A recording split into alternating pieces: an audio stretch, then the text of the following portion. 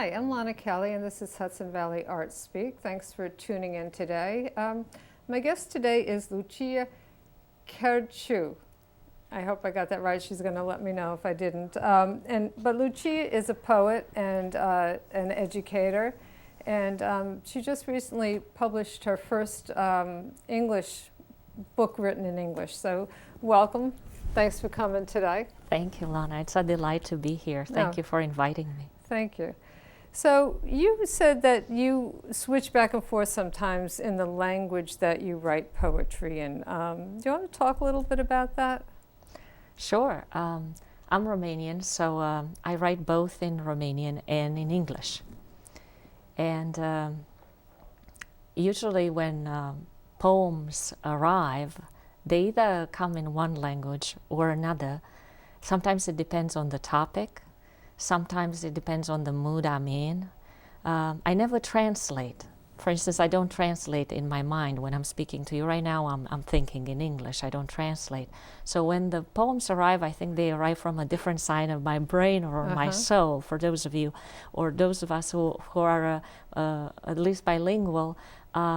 We all know that when you speak more than one language, it's as if you have two souls. So when poems arrive, they sort of dictate themselves what language they come in. But I usually don't like to translate from one language into another. Once I write them, I don't translate them. And do you think it's a particular mood or circumstances, or it just occurs? You know, it's the funniest thing. I think in a way, when I write about America or realities that are connected to America, I write in English. But if I have an audience in mind that's Romanian, then I would write in Romanian. And I notice a lot of my Romanian poems sometimes are about Poughkeepsie, my town. Oh, really? And then a lot of my poems in English are about Romania. Because it doesn't make sense to write a lot about Romania to an audience that already knows about it. So it depends on who my audience is at that time when I'm writing. Whom am I thinking of? Right, right. That's very interesting. And what is there a theme to your new book of poems? So my new book of poetry is called Edible Flowers, and it was published by Main Street Rag. And I want to say thank you to my fantastic editor, Mr. Douglas. Scott Douglas has been just tremendous. The book has two parts, two sections, and in a way it deals with the dualities of living between two worlds. Being bilingual is as if you're always traveling. It's as if you live on the airport. And you're always watching, you're always listening. It's as if every time somebody speaks, you always pay attention to the words, to the language. It's like you're a 2-year-old in a way, and everything is new, every word is new. So one of the themes of the book refers to this ambiguity and ambivalence of living between two worlds. And also, it focuses on irony. I'm very much interested in laughter. I actually wrote my dissertation about 19th century American women writers and laughter, using laughter as a way of gaining power as a woman. Because you ingratiate your audience, you make them feel comfortable by laughing. I also think you make people healthy by allowing them to laugh and celebrating with them through laughter. So in a way, sometimes I'm writing about tragic things, sad things that happened in Romania that I remember during the Ceausescu regime, and yet they're funny at the same time. So it's what I was telling you, it's this technique of haz de necaz, that's what we call it in Romanian, where you write about sad things, but it's humorous. In a funny way. Yes, it's as if I'm talking to my mother on the phone, and we're telling each other the gossip, and we laugh for hours, and we could talk forever. So I tried to recapture that feeling, and actually one of the titles my book used to have in its long process of revision was How to Make Your Mother Laugh. I'm very interested in this process of listening to women talk, and capturing the power of their laughter, listening to people in general talk, and hearing what makes people laugh, what makes them happy. And usually it's the ironies between different things, expectations, and what actually occurs. So that's what I try to capture in my poems. That's a mouthful. But it's funny because I often do the same thing with my mother. When I talk to her on the phone, we'll get to laughing, and it's just, Yes. it's a good feeling. Yes. What are you going to read? What did you choose to read for us today? Okay. I brought you 2 poems. Uh-huh. The first one is actually the one that I was talking about. It's called How to Make Your Mother Laugh.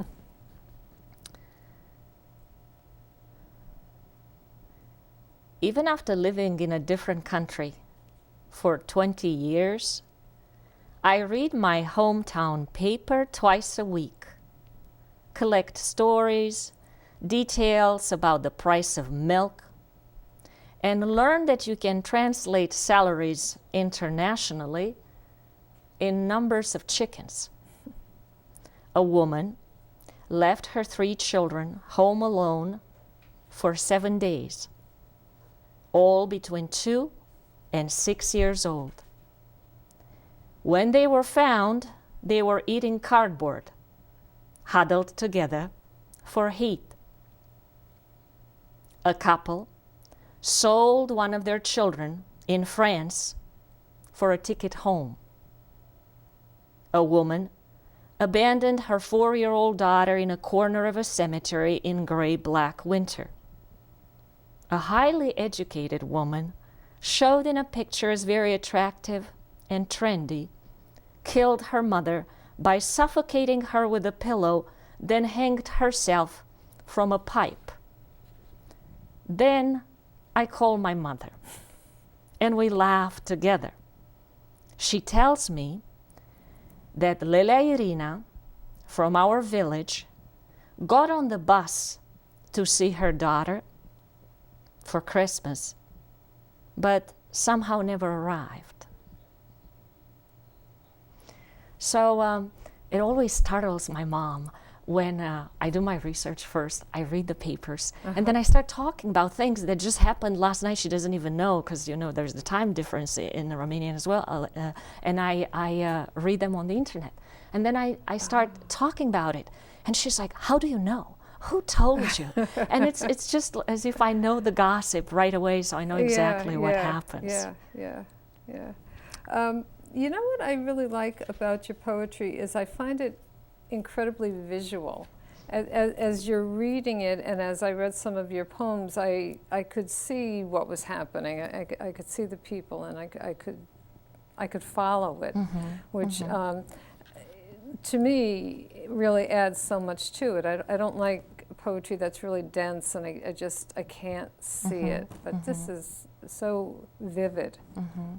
Part of it is that I feel as if I'm describing a world that you don't know. You haven't been to Romania, or of course you haven't been through my childhood places that I grew up in, and I try to recreate the portraits of people I remember. So I think the visual component is very important, as much as music is with writing. My father was a very gifted storyteller, and he would always tell us stories. So he would always say, "Come sit next to me." And he would just tell us stories, and I remember, and it's the same. I remember stories my mother told about some old woman 50 years ago whom I have never met, and find myself writing poems about that woman that I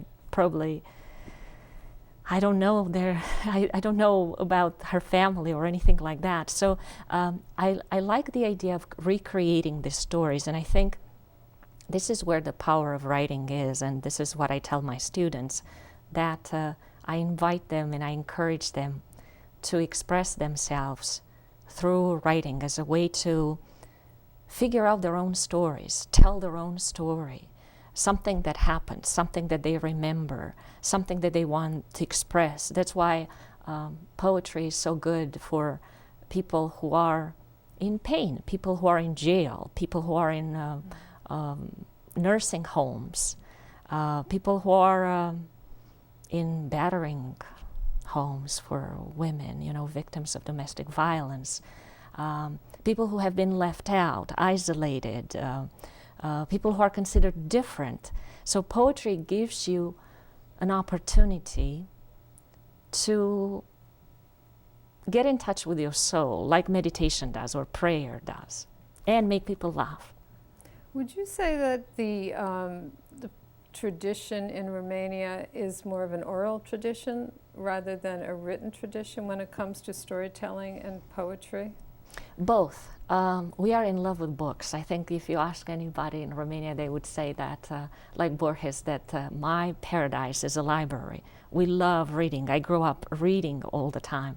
And we love languages. Everybody learns a lot of languages. That's what we grow up with.